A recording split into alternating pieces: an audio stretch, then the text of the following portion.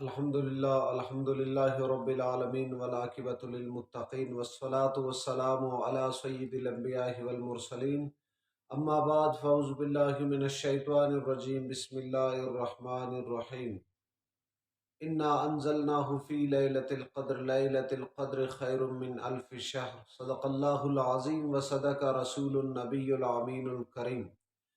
سامعین و سامعات، ناظرین و ناظرات، السلام علیکم ورحمۃ اللہ وبرکاتہ۔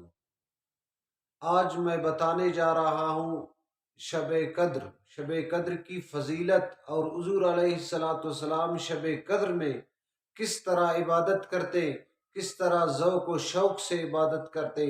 حضرت انس رضی اللہ تعالیٰ عنہ روایت کرتے ہیں کہ رسول اللہ صلی اللہ علیہ وسلم نے فرمایا، شب قدر کو آخری عشرے کے طاق راتوں میں تلاش کرو۔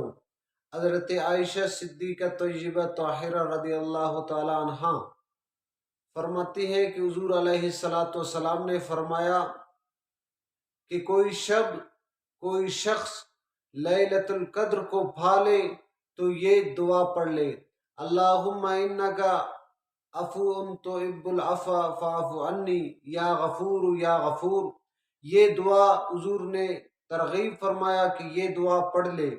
اور حضرت عائشہ صدیقہ طیبہ طاہرہ رضی اللہ تعالی عنہا فرماتی ہے کہ حضور علیہ السلام نے فرمایا، لیلۃ القدر کو آخری عشرے میں تلاش کرو۔ اور حضور علیہ السلام خود آخری عشرے میں یعنی طاق راتوں میں اپنے تہبند کو مضبوط باندھ لیتے، اس لیے کہ عبادت کی کوشش فرماتے، اور رات کو حضور علیہ السلام خود جاگتے اور اپنے گھر والوں کو بھی جگاتے۔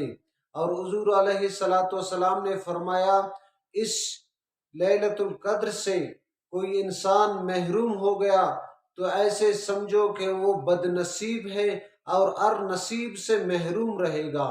حضور نے فرمایا، کوئی لیلۃ القدر کو پالے یا عبادت کر لے وہ خوش نصیب ہے، وہ اپنے قسمت پہ ناز کرے۔ دعائے رب کریم سے ان باتوں پہ ہمیں عمل کرنے کی توفیق عطا فرمائے۔ وآخر الدعوانا الحمدللہ۔